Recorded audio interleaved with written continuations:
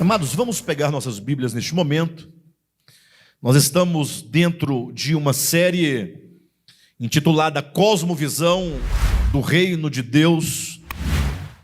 E é importante nós estarmos sempre trazendo de volta o conceito de cosmovisão.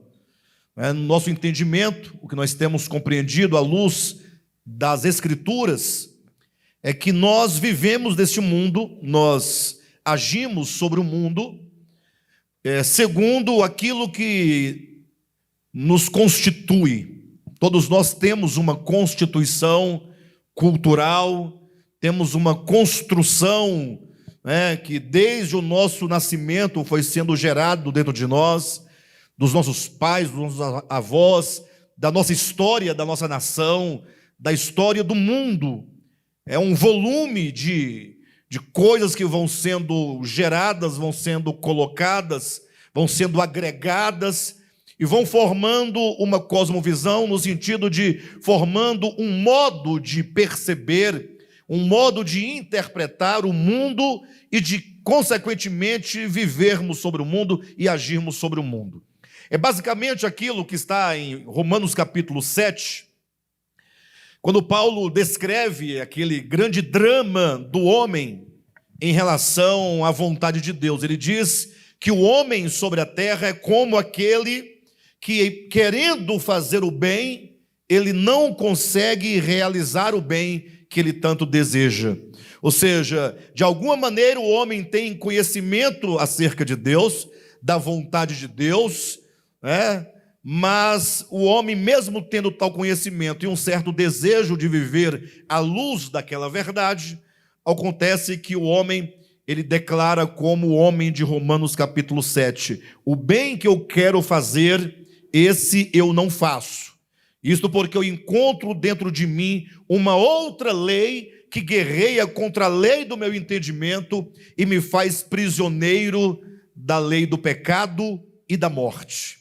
Então, tenho certeza que todos nós aqui, na nossa experiência, sabemos exatamente o que significa você ter um conceito formado acerca da vontade de Deus e, de certo modo, ter um desejo de andar como discípulo de Cristo segundo a sua vontade, segundo a sua palavra, mas como que numa situação, assim, de certo modo inexplicável, nós não conseguimos, nós não atingimos. A grande pergunta é por que eu desejo tanto viver a vontade de Deus, mas não consigo? Ora, porque nós não conseguiremos realizar absolutamente nada que nós não sejamos. A grande virada do Antigo para o Novo Testamento, levando em conta o Monte Sinai no Antigo Testamento, em que Moisés ali trouxe a lei de Deus na forma escrita, e quando Jesus então sobe ao Monte das Oliveiras, ou que seja ali um monte, o Sermão da Montanha, Não sei exatamente o nome do monte, mas o importante é que ele sobe ao monte, e dali então ele fala sobre a lei do reino dos céus.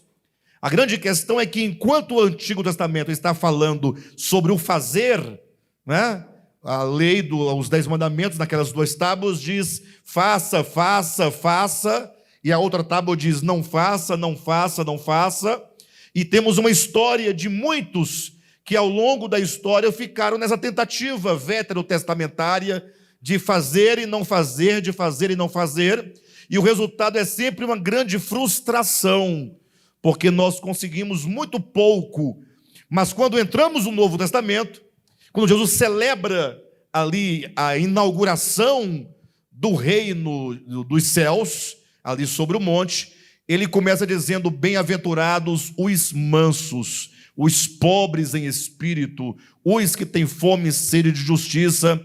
Ou seja, ele começa a dizer acerca do ser. Bem-aventurados aqueles que são puros de coração, porque verão a Deus. Ou seja, a ênfase agora é que o nosso ser é transformado. Ou seja, estamos diante de uma grande necessidade urgente de termos e de experimentarmos uma mudança no nosso coração. Já estava previsto isso no Antigo Testamento, quando diz, eis que eu vos darei um coração novo, porei dentro de vós um espírito reto, um espírito inabalável, um coração de carne, arrancarei o coração de pedra e vos darei um coração de carne. Está no livro de Ezequiel. Jeremias também fala acerca desse novo tempo, da nova aliança, o tempo da realidade.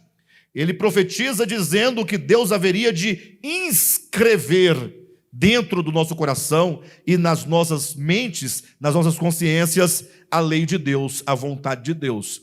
Ou seja, nós estamos diante da possibilidade que o Evangelho nos traz de termos uma alma transformada, de termos uma vida mudada. Então, essa série, a Cosmovisão do Reino de Deus, trata dessa transformação necessária, essa transformação orgânica. E, para tanto, é preciso que nós nos coloquemos diante das Escrituras, nos coloquemos diante da Palavra de Deus, para que possa, de fato, acontecer um conflito. Ou seja, o modo como nós devemos ouvir essas palavras é nos colocando de tal modo diante da palavra de Deus, ouvindo o próprio Cristo dizer qual é a natureza dos cidadãos do reino dos céus, qual é a lei orgânica do reino dos céus, e comparando com aquilo que nós vivemos diariamente. Quando gera aquele conflito, você, puxa, Jesus fala deste modo, mas olha como eu vivo ainda. Então gera ali uma crise. E essa crise nos leva a refletir sobre a necessidade de nós, mais do que nunca, acelerarmos esse processo, nos dando, nos entregando, nos expondo à palavra de Deus a cada dia. Amém? Abre a Escritura, portanto, no Evangelho de Mateus, no capítulo 5, e leia comigo aqui a partir do versículo 1, eu vou ler até o versículo 8. Diz assim o texto de Mateus, na versão revista e atualizada, capítulo 5, a partir do versículo 1. Vendo Jesus as multidões, subiu ao monte, e como se assentasse, aproximaram-se os seus discípulos. E ele passou a ensiná-los, dizendo: Bem-aventurados os humildes de espírito, porque deles é o reino dos céus. Bem-aventurados os que choram, porque serão consolados. Bem-aventurados os mansos, porque herdarão a terra. Bem-aventurados os que têm fome e sede de justiça, porque serão fartos. Bem-aventurados os misericordiosos, porque alcançarão misericórdia. Versículo 8. Bem-aventurados os limpos de coração, porque verão a Deus. Diga glória a Deus. Diga: bem-aventurados os limpos de coração, porque verão a Deus. E a primeira coisa que devemos chamar a atenção para esse texto, não tenho como desenvolver toda a ideia neste momento, mas a primeira coisa ao se falar dos limpos de coração que verão a Deus, é corrigirmos o equívoco, corrigirmos a ideia meramente aparente de que alguém pode pensar assim: poxa, então os limpos de coração um dia vão ver a Deus. Aí gera aquela expectativa de que você vai ver a Deus. Olha, como eu estou vendo aqui o nosso irmão Neto, como eu estou vendo aqui o Cádimo. As pessoas querem ver a Deus nesse sentido, de contemplar com os olhos físicos a pessoa divina. E eu quero de antemão já frustrar essa expectativa sua, dizendo que é impossível que isso aconteça. Ainda que a Escritura diga que aqueles que são puros de coração verão a Deus, nós temos que entender qual o sentido de ver a Deus, mas entenda, Deus é o ser infinito, Deus é o ser absoluto. Nenhuma criatura, nenhuma criação teria a condição, e por mais pura e perfeita que fosse tal criatura, de contemplar o ser eterno, o ser infinito, que é o próprio Deus. Deus não está para a sua criação como o objeto, como uma coisa, como uma pessoa está para todos nós. Imagine que se Deus é aquele em quem todas as coisas existem, não podemos jamais ter essa ideia, de certo modo, rudimentar, infantil, de simplesmente querer ver a Deus. Na verdade, quando a Bíblia diz, Jesus fala, bem-aventurados os limpos de coração, os puros de coração, porque eles verão a Deus, precisamos logo fazer uma relação. Ora, por que os puros de coração verão a Deus? Ou seja, ver a Deus é uma questão de pureza de coração. É o mesmo que nós perguntarmos qual a relação quando Jesus diz, bem-aventurados os mansos, porque os mansos herdarão o quê? A terra. Qual a relação de herdar a terra com a mansidão?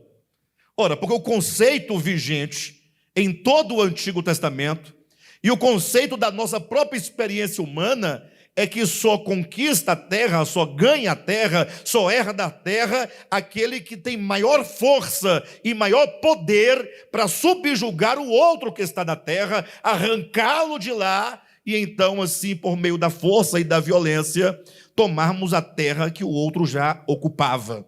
Não é assim? Sim ou não? Não é a ideia?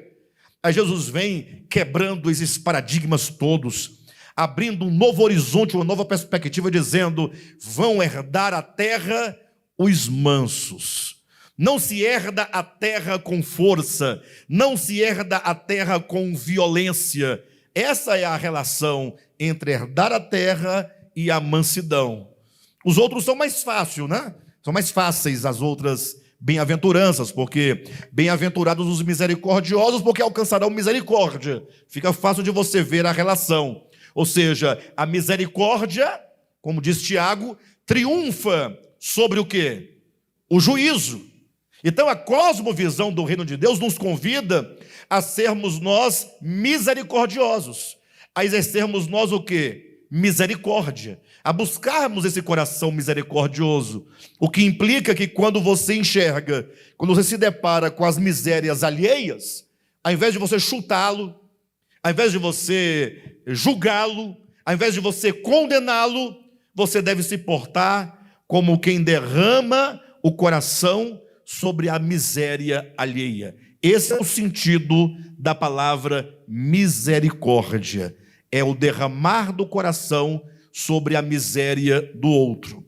Mas como é mesmo que nós costumamos agir frente às misérias alheias? Não é? Ou mesmo diante daquilo que nós julgamos ser miséria no outro.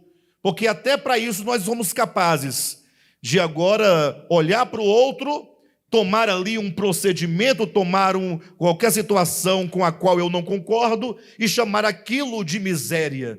Não é? De todo modo, bem-aventurados são os misericordiosos, porque estes alcançarão misericórdia. Agora, como nós podemos entender a ideia, bem-aventurados os puros de coração, bem-aventurados os limpos de coração, porque verão a Deus? Pense o texto por uma outra ótica. Se bem-aventurados são os limpos de coração, aqueles que estão com os corações lúcidos, limpos, né? Transparentes, cheio de luz, eles verão a Deus. Por que há aqueles que não hão de ver a Deus? Porque seus corações estão embaçados, seus corações estão obscurecidos, seus corações estão cegos, eles foram cegados por alguma coisa. Ou seja, a relação é simples. Bem-aventurados os puros de coração, porque verão a Deus, significa que se ver a Deus com os olhos do coração. Ou seja, o nosso coração tem olhos, nosso coração tem percepção. Ou seja, como nós enxergamos a partir do nosso interior, a partir do nosso ser mais profundo, a partir do nosso coração, como nós enxergamos a Deus, como nós enxergamos a nós mesmos, como nós enxergamos o nosso próximo. Interessante que se aqui, nesse texto, você encontra bem-aventurados, aqui já é uma asseveração, uma resposta, bem-aventurado os limpos de coração, porque verão a Deus. Poderíamos tomar esse texto como resposta do Salmo de número 24, quando o salmista pergunta: quem subirá ao monte santo do Senhor e quem há de permanecer no seu santo lugar? E o salmista lá responde: ora, aquele que é limpo de mãos e puro de coração. Novamente temos a ideia de um coração puro, a pureza de coração. Precisamos, portanto, olhar agora cada um de nós para dentro do nosso próprio coração. A grande questão é: como anda o seu coração? Como está o seu coração? Será que existem coisas no seu coração que impedem você de ver a Deus, de perceber a Deus, de conhecer verdadeiramente a Deus? Precisamos agora voltar o nosso olhar para o nosso próprio coração, lembrando o que Paulo diz em Efésios capítulo 3, quando ele diz que ele orava pela igreja de Éfeso, para que o Deus da glória pudesse o quê? Abrir os olhos do coração daqueles irmãos, para que eles pudessem perceber algumas verdades, perceber algumas coisas. Nossa tarefa hoje à noite é nós entendermos um pouco quais são os elementos, ou alguns deles, ou talvez os mais importantes, que embaçam o nosso coração, que sujam o nosso coração e que nos impedem, consequentemente, de ver a Deus. Para tanto, eu quero começar essa explanação desse texto especificamente, lendo com vocês o que está em 2 Coríntios, capítulo 4. Quero começar a ler a partir do versículo 3. Ao desenvolvermos esse texto que agora leremos, tenha em vista que nós estamos tentando discernir o que pode, porventura, estar embaçando o nosso coração. Porque, lógico, você diz assim: poxa, eu quero ver a Deus. Consequentemente, eu tenho que ter um coração limpo, um coração puro. Mas para você alcançar essa pureza de coração, você tem que identificar quais são as sujeiras que lá estão impedindo essa visão, essa percepção. Não basta você dizer: poxa, olha, os limpos de coração verão a Deus. É bom, bacana. E como eu vou saber se o meu coração é puro ou não? Em que consiste tal pureza? Não é?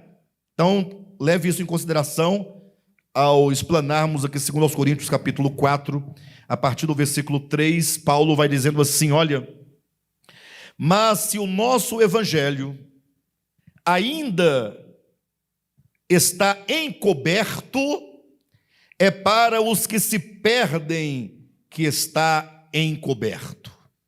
Então Paulo está dizendo que os apóstolos pregavam o evangelho, como nós também agora estamos pregando o evangelho. Nós anunciamos o evangelho, falamos o evangelho. É interessante como que ao pregarmos o evangelho, nós temos essa experiência, nós nos deparamos com várias pessoas fazendo vários tipos de comentários. Não é? Na internet, por exemplo, que é terra de ninguém, é terra onde todos têm voz. Nós vemos ali as pessoas interagindo, os irmãos que já nos seguem, que já nos conhecem, que já nos acompanham, que sabem da nossa lisura para com a Escritura, sabem do nosso objetivo e que nos acompanham há mais tempo, estão sempre lá dizendo glória a Deus, maravilha, palavra abençoada, palavra edificadora. Mas em vez em quando aparece alguém que não sabe quem somos, e porque ouve uma mensagem só, dificilmente vai entender o nosso pensamento ouvindo apenas uma mensagem. Você tem que ouvir uma série inteira para começar a perceber alguma coisa, e logo começam a emitir juízos, né? Às vezes nem mesmo uma mensagem inteira ouviu. Às vezes pega só aquela frase, só aquele momento em que gerou o conflito, e a pessoa logo se fecha e já se arma, e já começa agora a querer contradizer, sem apresentar com clareza, com paciência, os motivos por que deve ser deste modo, ou não deve ser daquele modo. Mas o fato é que Paulo, ele diz que o evangelho, uma vez sendo pregado, ele é descoberto para alguns e é encoberto para outros. Poxa, imagina você ouvir a palavra, ouvir a Escritura, ouvir o evangelho uma vez, 10 vezes, 20 vezes, 30 vezes, e você não conseguir ainda ter uma compreensão, não meramente intelectual, mas sobretudo um entendimento intuitivo da verdade, quando a verdade gera um entendimento dentro do seu coração. Os irmãos se lembram da parábola do semeador? Lembram? Quantos de nós não gostaríamos de ser aquele da parábola que diz que o coração era uma boa terra? Todos queremos ser aquela boa terra que a semente foi lançada e produziu 30, 60 e a 100 por grão. Mas olha o que Jesus está dizendo: a terra que recebeu a semente, e foi uma terra que abraçou a semente, e a semente então pôde ali frutificar com liberdade e produzir tanto fruto, é aquele coração que ouviu a palavra e entendeu. Jesus está dizendo, lógico, entendeu de que maneira? Entendeu com o coração. É quando aquela verdade fica muito clara para você, no seu coração, a tal ponto que você não vê outro jeito, outro caminho, não vê alternativa, senão abraçar aquela palavra e viver aquela palavra com um amor intenso por aquela palavra. Aquela terra que recebeu aquele coração é aquele que, ouvindo a palavra, compreendeu, entendeu. Logo deve haver da nossa parte um esforço. Senhor, eu quero entender a tua palavra. Me ajude a entender com o meu coração e não meramente com a mente. Ajude-me a ter uma percepção espiritual da verdade, uma percepção intuitiva da verdade. Mas o fato é que Paulo está dizendo, se o nosso evangelho ele está encoberto, é para os que se perdem que ele está encoberto. Então logo você percebe que a pregação da palavra e a recepção da palavra passa por esse caminho aí, daqueles que se perdem, aqueles que estão em condições de trevas, eles não poderão perceber a palavra, porque o evangelho permanecerá ainda velado para tais pessoas. Mas continue comigo, versículo 3. Mas se o nosso evangelho ainda está encoberto, é para os que se perdem que está encoberto, nos quais o Deus deste século cegou o entendimento dos incrédulos, para que lhes não resplandeça a luz do evangelho da glória de Cristo, o qual é a imagem de Deus. Olha que texto interessante. Quando diz que o evangelho está encoberto para alguns, essa frase, essa ideia, é uma ideia ainda obscura. Olha, o que acontece? O evangelho está encoberto para aqueles que se perdem. Eles não podem discernir, eles não podem compreender. Mas por que não podem discernir? Por que não podem compreender? Porque não podem enxergar, não podem ver. Corações cujos olhos não podem ver. E por que tais corações não podem ver, enxergar, entender, compreender o evangelho? Ele diz, porque o Deus deste século, aí está a razão, o Deus desse século cegou o entendimento dos incrédulos, para que lhes não resplandeça o evangelho da glória de Cristo, que é a imagem de Deus. Gente, é algo muito sério, esse texto é muito profundo. Vamos tentar colocar em realce aqui as principais ideias. O primeiro ponto, o Deus desse século é que cega o entendimento. Logo a pessoa fala assim, puxa, então, o que fazer para vencer o Deus desse século? Ora, logo você tem que saber primeiramente quem é o Deus desse século. Você não pode lutar contra um inimigo que você não sabe quem é. Alguém dirá, mas como esse pastor é inocente? É lógico que o Deus desse século é o diabo, não é? É o diabo. Sim ou não, pessoal? É o diabo. O diabo é o Deus desse século. Alguém diria, porque afinal o próprio Jesus também disse em outro lugar que o diabo é o príncipe deste mundo. Irmãos, em nome de Jesus, olhem para mim.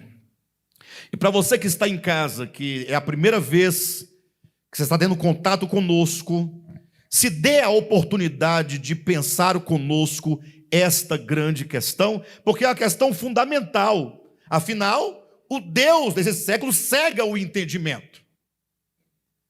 A história que nós temos do cristianismo, ou que seja a leitura que o cristianismo tem feito acerca de Satanás, é uma leitura muito simplória.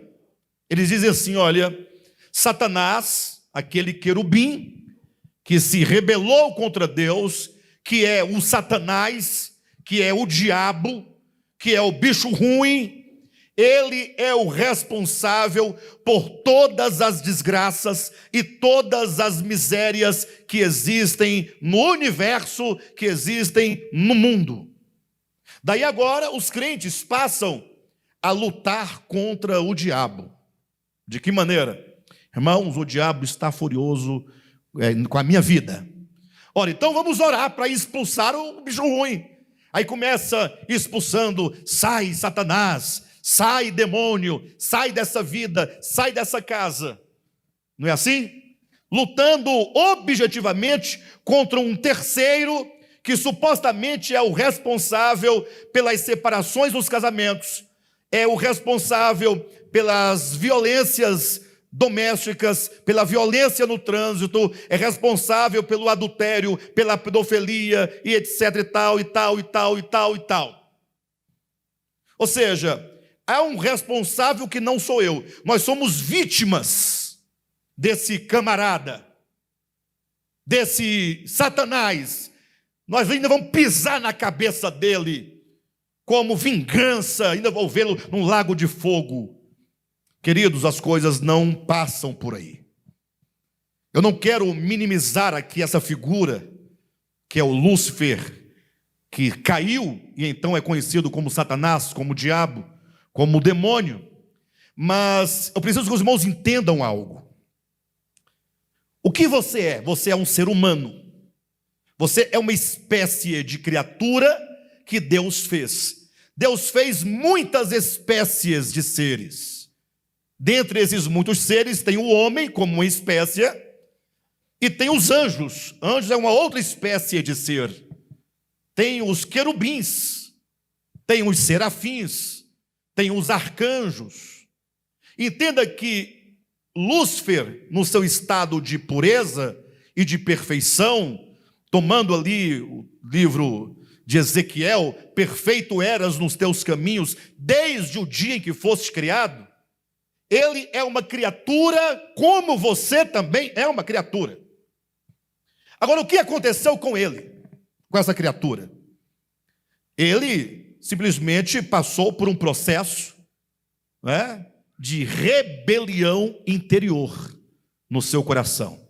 Então, aquele que aqui a Bíblia chama de o diabo, de Satanás, o pai da mentira, é apenas uma criatura que se rebela contra Deus. A rebelião não é uma coisa que existe no universo, é um estado de coração, é um estado de consciência de oposição ao Criador.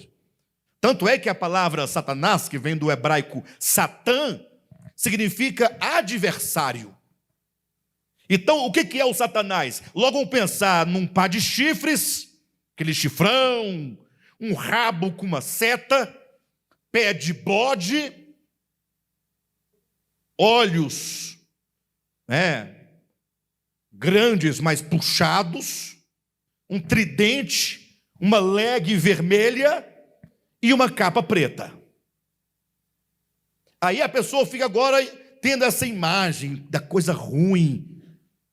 Calma, ele é apenas uma criatura que se rebela contra Deus e é chamado de Satã porque é adversário. Se vocês pegarem qualquer Bíblia, ou pegar um bom dicionário bíblico, e ler lá no livro de Números, atente para esse detalhe, quando narra a história de Balaão, todos conhecem a história de Balaão, né? Diz que Balaão estava montado numa mula, numa jumenta, e estava caminhando para fazer aquilo que Deus não queria que ele fizesse. E diz então que a mula, o jumento, viu diante de si o anjo do Senhor, que estava com a espada desembainhada na frente deles. E o jumento parou, não tinha como prosseguir, porque ele via o anjo do Senhor, mas Balaão não via. Daí Balaão agora, ele então fere a mula, como que dissesse: bora, você tem que caminhar, você não pode parar. Foi quando então é dito que a mula falou com Balaão. Mas o texto de Números, interessante, é que é dito assim: o anjo do Senhor se pôs por adversário contra Balaão. Ou seja, o anjo estava lá em adversidade para impedir que ele prosseguisse o seu caminho. Você pegar um dicionário grego, o hebraico, melhor dizendo, sabe que palavra você vai encontrar ali? Falando sobre o anjo do Senhor, o anjo do Senhor pôs-se por Satã. Mas como assim o anjo do Satanás? O que tem a ver? Não, entenda, Satanás é um espírito, é uma disposição de adversidade, de oposição. Assim como o diabo, do latim diabolos, significa aquele que rompe, aquele que divide, aquele que separa. Tanto é verdade que em certa ocasião, quando Jesus disse assim aos seus discípulos: é necessário que eu vá para Jerusalém e que eu sofra ali, ou seja, entregue e eu seja morto. Olha o que ele está dizendo: é necessário. O que aconteceu? Pedro disse: Senhor, isso de modo algum te acontecerá. Boa vontade de Pedro, sim ou não? Boa vontade. Só que naquele momento ele estava se opondo àquilo que era necessário acontecer. E é dito no texto bíblico que Jesus, voltando-se, disse a Pedro. Não disse a Satanás que estava em Pedro, como alguns querem entender. Ele diz, voltando-se, disse a Pedro: arreda, Satanás, tu, Pedro, és para mim pedra de tropeço. Por quê? Por que Jesus chama Pedro de Satanás? Jesus disse: porque tu não cogitas das coisas de Deus, tu cogitas das coisas dos homens. Sempre que você está a cogitar das coisas dos homens em detrimento à vontade de Deus, você está numa condição de coração de adversidade de Satã, de Satanás. De Judas, Jesus diz: um dentre vós é diabo. Então nós temos que tomar Satã, Satanás e diabo a priori como adjetivos, como características, de modo que o Lúcifer, quando caiu, agora é chamado de Satanás, porque ele é o grande adversário de Deus, mas continua sendo um querubim, porque é uma espécie criada, e é chamado de Satanás pela condição, pela disposição que ele tem de se opor frontalmente a Deus. Agora imagine que esse querubim caído, ele começa a ganhar para si outros corações e outras consciências. Tratando-se dos seres celestiais, é dito que a terça parte dos anjos que estavam sob o seu governo, sob o seu domínio, o seguiram. Ou seja, é tipo aquela questão quando você chega para alguém e começa a falar mal de uma outra pessoa, e você é tão contundente para falar mal daquela pessoa, com tantos detalhes, com tanta maldade, que logo aquela pessoa com quem você fala está também ao seu lado falando mal daquela outra pessoa. Ou seja, você foi ganha por aquela pessoa, de modo que agora o mesmo espírito, entenda, espírito enquanto disposição, agora está dentro de um segundo, e de um terceiro, e de um quarto. De modo que, se no início era apenas uma criatura, logo havia centenas de criaturas tomadas pela mesma disposição mental de oposição, de adversidade contra o Criador. E essa grande rebelião foi transferida para a terra, Gênesis capítulo 3.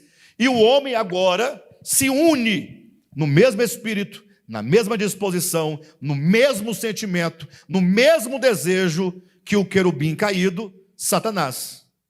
Por isso é que a Escritura diz, lá em Apocalipse 12, versículo 9, dizendo que a antiga serpente, que é o diabo, em Apocalipse agora é um grande dragão vermelho.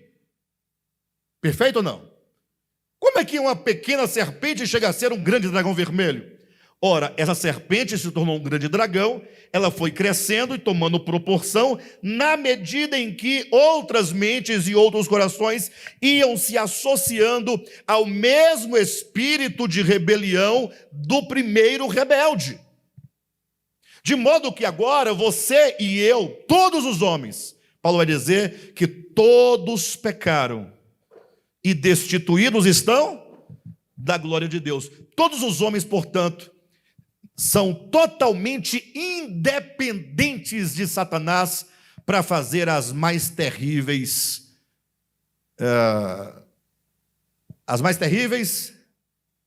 atrocidades, ou qualquer palavra nesse sentido que vocês queiram. Ou seja, você fica tranquilo. Para você destruir a sua família, ou a família alheia, você não precisa do diabo.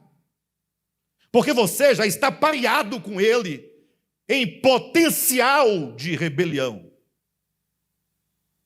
De modo que o diabo a ser expulso é você mesmo.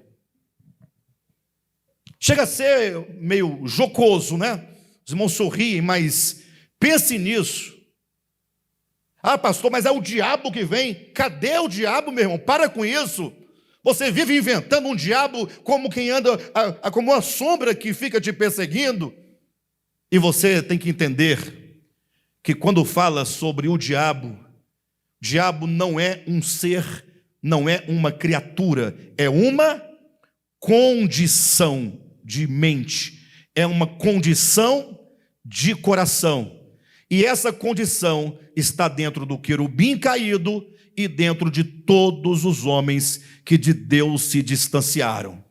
Todos tomados pelo mesmo sentimento. Por isso que o evangelho, que é o inverso dessa condição, é quando Paulo diz assim, que vocês possam ser tomados do mesmo sentimento que houve também em Cristo Jesus. Assim como o sentimento, né, do querubim rebelde foi disseminado e foi ganhando corações, ganhando ambiente, tomando mentes e consciências e corações e almas, o evangelho também tem, nesse sentido, não somente o poder, mas ele vem para poder fazer o caminho inverso, sermos nós tomados do mesmo sentimento que houve em Cristo Jesus. De modo que quando Paulo diz, é o Deus desse século que cega o entendimento, você não pode pensar que o Deus desse século seja o querubim caído. Ah, pastor, você está muito enganado, é o diabo mesmo. Eu pergunto, você já viu alguém adorando o diabo? Com raríssimas exceções de algumas pessoas, né, que dizem que são adoradores do diabo, mas no geral, eu, Alexandre Rodrigues, nunca fui adorador do diabo, nunca, absolutamente. Você já foi, Vera? Não? Já foi, Cadmo? Adorador do Satanás. Eu estou indo adorar o Satanás. Hã? Não, né? Mas nós estamos fora desse texto, ou nunca tivemos nesse texto, quando diz que o Deus desse século cega o entendimento. Que Deus desse século é este? É a grande questão. Ora, o Deus desse século é aquele Deus que é adorado neste século. Existe um Deus que é adorado nesse século. Um Deus a quem nós nos curvamos a todo momento, diariamente, a quem prestamos honra, louvor, glória. E esse Deus adorado por todos os homens, indistintamente, é o nosso próprio ego. é aquilo que nós forjamos, é um Deus forjado. O homem, lá no Éden, está em Gênesis capítulo 3, ele cede à tentação exatamente a partir da seguinte ideia: coma do fruto, viva por meio do teu próprio conhecimento, porque serás como Deus. O homem se faz Deus a si mesmo. Sempre que o homem rejeita ao Criador, ao verdadeiro Deus, ele se faz Deus. E agora tudo que o homem faz é para a sua autopromoção, é para a sua autopreservação. Mas não entenda a preservação como a sobrevivência natural de todos nós. Eu falo a preservação do nosso ego, no sentido de que nós não admitimos absolutamente qualquer coisa que possa nos contrariar. Num reino onde há apenas um Deus e todos os demais são súditos, é muito simples de governar, porque há uma autoridade externa, ele exerce a sua autoridade e pronto, e tudo acontece. Agora, e num reino onde cada um quer ser o Deus servido e o Deus adorado? Todos são deuses, todos querem ser servidos e todos querem ser adorados. Consequentemente, nenhum desses pseudo-deuses querem ser contrariados. Ninguém pode contrariar a minha vontade. Vocês entendem? Sabe onde estão as nossas maiores dores e angústias nos relacionamentos? É que ninguém quer ceder. É que ninguém quer perder. Todo mundo quer que todos se curvem à minha vontade, à minha visão, ao meu querer, à minha ordem. Por isso que o mundo está cheio de violência. A grande manifestação do ego se encontra em todas as formas de violência. Não é sem razão que Jesus, no Evangelho, ele ensina que não existe outro caminho para a vida eterna. Ele diz que se você ama a si mesmo mais do que ao Evangelho, mais do que a Cristo, você não tem vida eterna. Jesus vai ensinar que a única maneira, o único caminho é por meio da cruz, é por meio da morte. Aquele que ganha a sua vida, perdê-la-á. Mas aquele que a perde por causa do Evangelho, ganhá-la-á. Esse perder a vida é, em outras palavras, o que Jesus diz claramente e expressamente. Ele fala: olha, se alguém quiser vir após mim, negue-se a si mesmo. Já parou para pensar? Negue-se a si mesmo. Mas, puxa, eu estou certo. Eu estou coberto de razão. Eu estou dentro da minha justiça. Eu estou dentro da legalidade. É assim ou não é que nós somos? Jesus disse: mas negue-se a si mesmo, porque o próprio Jesus foi o maior exemplo e o modelo. Jesus, ele a si mesmo se esvaziou. Eu sempre fico pensando e costumo dizer isso nas ministrações. Jesus, ele podia ser um homem, como quando esteve aqui na terra, totalmente diferente e fundamentado de razão. Porque ele não tinha dolo, ele não tinha pecado, não é assim? Ele não era impoluto, santo, cordeiro sem defeito. E ele não falava a verdade? E os fariseus e escribas não eram um bando de gente sem futuro? Sim ou não? Não era claro que eles eram hipócritas? Jesus podia esculhambar com todo mundo, colocar todo mundo no seu devido lugar. Poderia até proferir juízos contra aqueles homens. Do meu ponto de vista, estaria correto. Mas Jesus, como diz o profeta Isaías, como ovelha muda. Ou seja, ele abria mão do direito. Isso é negar a si mesmo.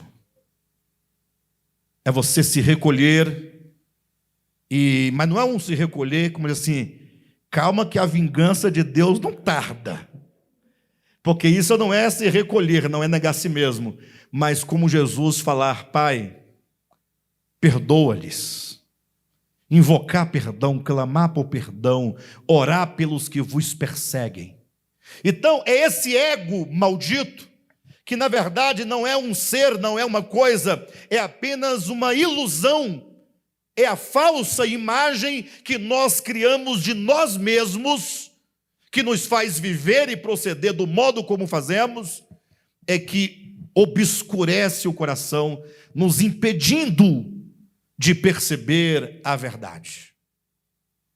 Quando Paulo diz que o Deus desse século, versículo 4, cegou o entendimento dos incrédulos, para que lhes não resplandeça a luz do evangelho da glória de Cristo, qual é a imagem de Deus, que também diz muito, porque diz que ele cega o entendimento, os olhos do coração, para que lhes não resplandeça a luz do evangelho da glória de Cristo. Então, o evangelho é o evangelho da glória, glória de Cristo. O que é glória? Glória é manifestação. Então, o evangelho, ele manifesta Cristo, ele mostra quem é Cristo. Só que esse mesmo Cristo, ele vem para também revelar o Pai. Ou seja, quando você olha para Cristo, e os olhos do seu coração, os olhos são abertos, e você agora então começa a ver, a conhecer quem é Deus na face de Jesus. Ou seja, como será que é Deus?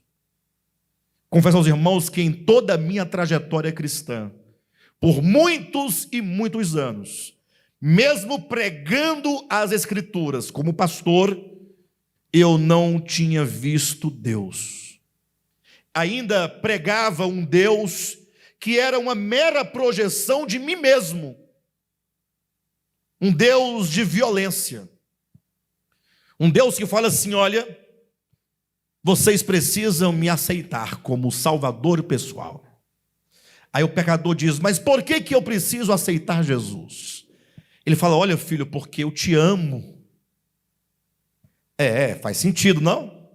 E eu te amo tanto que eu provei o meu amor por você, entregando a minha vida na cruz do Calvário, para salvar você. Então, por isso, você tem que me aceitar. E aí o pecador pergunta: mas por que eu tenho que te aceitar? Ora, para você ser salvo, porque me aceitando, você estará salvo. Aí o pecador que gosta de pensar um pouquinho mais que o outro pecador, que não pensa de jeito nenhum, pergunta assim: e se eu não te aceitar? Afinal, o Senhor me ama. O amor é incondicional. O amor não gera retaliação. O amor tudo suporta, tudo espera, tudo crer. O pecador pergunta: e se eu não aceitar o Senhor, o que vai acontecer? Fala assim: olha, se você não me aceitar, você vai morrer. Então eu preciso aceitar o Senhor para eu me salvar da morte que o próprio Senhor vai efetuar contra mim, caso eu não o aceite. Foi um postzinho que eu vi uma vez, Jesus com 38, batendo na porta do pecador: abre, pecador, que eu quero entrar.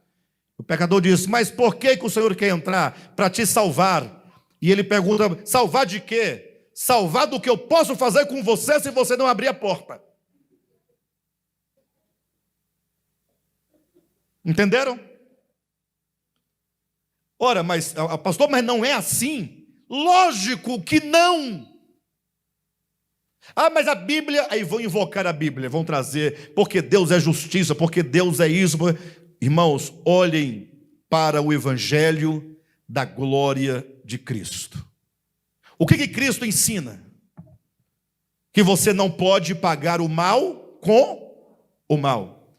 Pergunto: esse mandamento de não pagar o mal com o mal, ele só serve para o homem? Deus pode pagar o mal com o mal? Respondam. Ah, não, mas ele pode porque ele é santo. Ué, mas se ele é santo, como ele pode pagar o mal com o mal? Como é que ele condena o mal com outro mal? Nós precisamos abandonar completamente toda a visão e a percepção do Deus apresentado segundo a lei, que era o ministério da condenação e da morte, e passarmos então a ver a Deus, a conhecer a Deus, a perceber a Deus segundo o evangelho da glória de Cristo. Olha o que Paulo vai dizendo ainda mais. Versículo 4. Nos quais o Deus desse século cegou o entendimento dos incrédulos, para que lhes não resplandeça a luz do evangelho da glória de Cristo, o qual é a imagem de Deus. Porque não nos pregamos a nós mesmos, mas a Cristo Jesus como Senhor, e a nós mesmos como os vossos servos, por amor de Jesus. Versículo 6. Porque Deus, que disse das trevas, resplandecerá a luz, Ele mesmo resplandeceu em nosso coração para iluminação do conhecimento da glória de Deus na face de Cristo. Ou seja, Deus só é visto, só é conhecido, só é revelado, só é manifestado na face de Jesus, não na face de Moisés, não na face de qualquer outro homem. Ou seja, nós conhecemos exatamente quem é Deus, exatamente aquilo que se pode dele compreender, olhando na face de Jesus. Suas palavras, seus ensinamentos, seu viver humano. E aí então, você agora, para experimentar isso, você tem que abrir mão desse ego que cega o entendimento, desse ego que embaça os olhos do coração e me impede, consequentemente, de ver, de conhecer, de perceber quem é Deus. O que significa que todo o evangelho que apresenta um Deus diferente daquele que é manifestado em Jesus, essa pessoa que assim prega, que assim ensina, ou este evangelho, certamente é um falso evangelho. Não se pode absolutamente ver a Deus enquanto os olhos do coração estiverem fechados. Ou seja, tais evangelhos que não manifestam a Deus conforme aquilo que Jesus é e conforme Jesus viveu, certamente tal evangelho é uma projeção do próprio ego. Ou seja, é o próprio ego cegando os olhos do meu coração para eu não ver a Deus, e então, ao mesmo tempo, projetando uma imagem de um suposto Deus a quem eu devo amar e servir, que sou eu mesmo. Imagine, quando alguém prega o Deus de violência, um Deus mau, não seria isso uma projeção do seu próprio coração? Às vezes eu fico pensando, por que as pessoas querem ou elas não querem que os outros sejam salvos?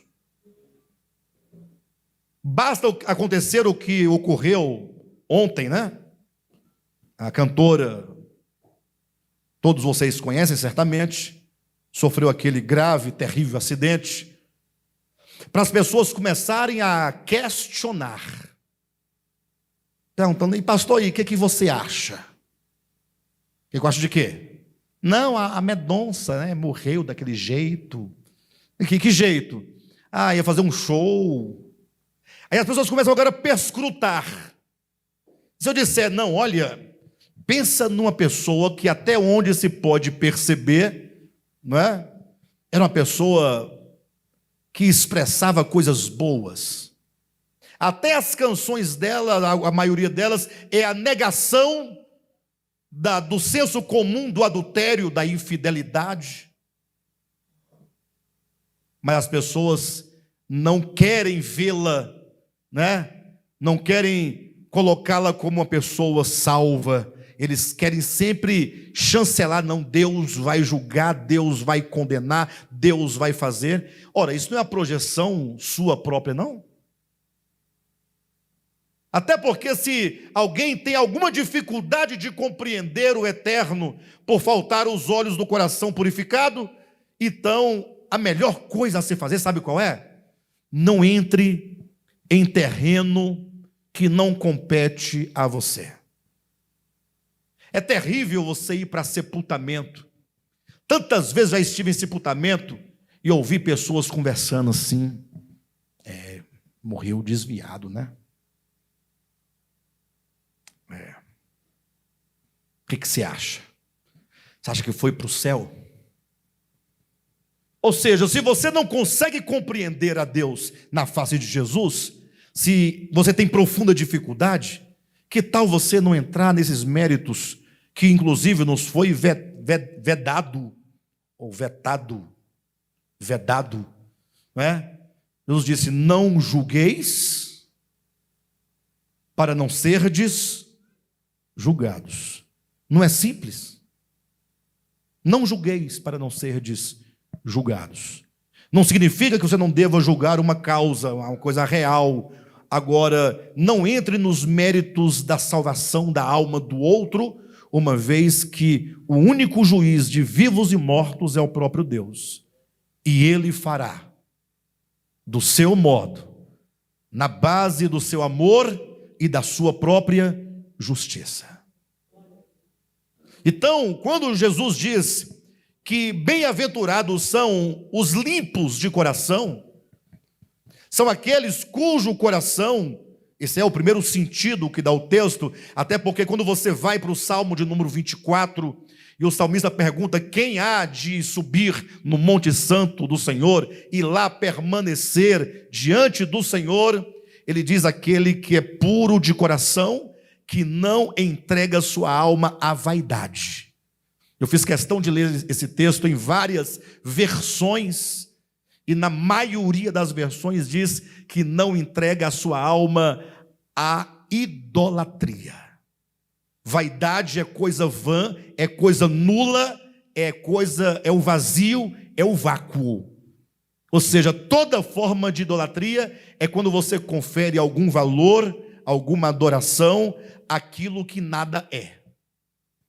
Ou seja, quem é o puro de coração?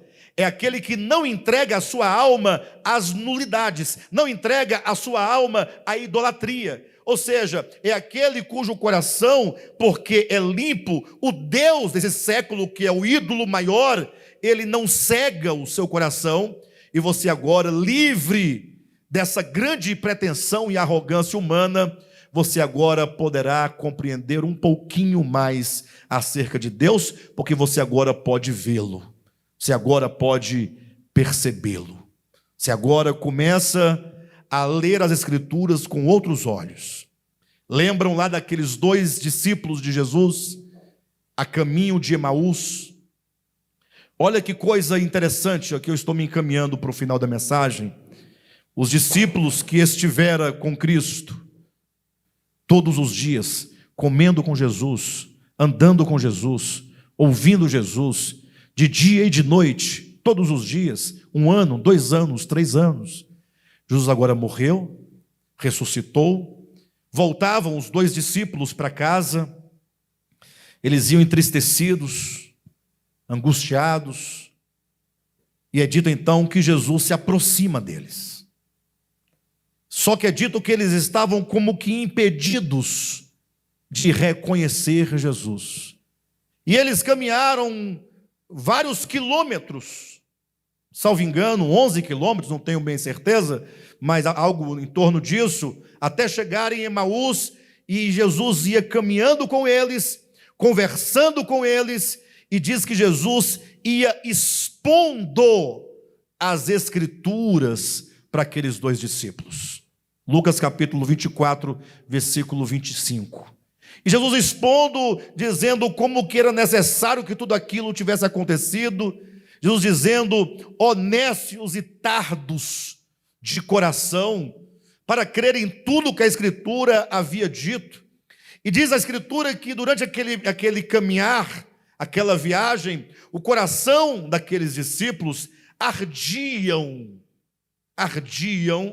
mas ainda assim, eles não conseguiam compreender as Escrituras. Ou seja, o que impedia-os de reconhecer a Jesus? A falta do discernimento da própria Escritura. Porque Jesus esteve com eles todo aquele tempo, ensinando, falando o que aconteceria, o modo como aconteceria, e ainda assim eles eram incapazes de compreender as Escrituras quando Jesus ensinava. E agora que depois tudo havia acontecido, Jesus havia morrido, ressuscitado, estava do lado deles, caminhando com eles, eles não reconheceram Jesus por serem incapazes de compreender as Escrituras. Chegando na frente da casa onde aqueles 2 discípulos moravam, eles falaram para Jesus: olha, fica conosco, entre. Eles viam ali somente um viajante, mais nada. Eles viam em Jesus somente um homem que estava andando. E Jesus aceita o convite, entra, e diz a Escritura que no momento do jantar, no momento da ceia, Jesus então se põe, e eleva a Deus uma oração de gratidão, dizendo: graças te damos, ó Pai. E quando ele diz essas palavras, diz no texto que os olhos daqueles discípulos foram abertos. E por isso é dito que com isso abriu-lhes o Senhor o entendimento para compreenderem as Escrituras. Ou seja, para ver a Deus é preciso de um coração limpo. E até para compreender Deus à luz das Escrituras, os olhos do coração precisam de ser abertos. O nosso grande desafio é olhar para o nosso coração e perceber algo, que muita da nossa dificuldade de conhecer a Deus, de entender o Evangelho, de discernir a verdade do Evangelho, não somente intelectual, mas sobretudo no coração, está exatamente porque nós temos dentro de nós uma projeção de nós mesmos que nos impede o crescimento espiritual. Ou seja, é urgente a necessidade de nós tratarmos com o nosso coração. Senhor, dá-me um coração simples. Precisamos orar nesse sentido. Senhor, olha esse ego, essa arrogância, esse império que tem dentro de mim, essa blasfêmia, essa força, essa vingança, essa violência, esse desejo de vencer, insaciável, de nunca querer ceder, não posso ser humilhado.